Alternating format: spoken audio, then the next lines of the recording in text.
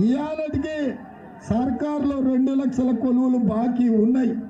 అందుకే ఈసారి 30 లక్షల మంది నిరుద్యోగ యువకులకు నేను విజ్ఞప్తి చేస్తున్నా.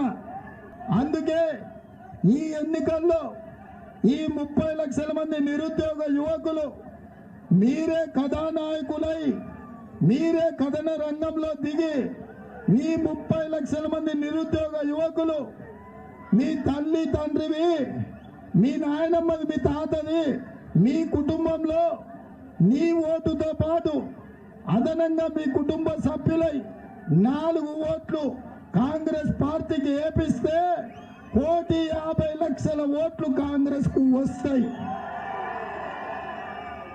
అప్పుడు 100 సీట్లు గెలిచి ఇందిరమ్మ రాజ్యం ఏర్పడుతుంది.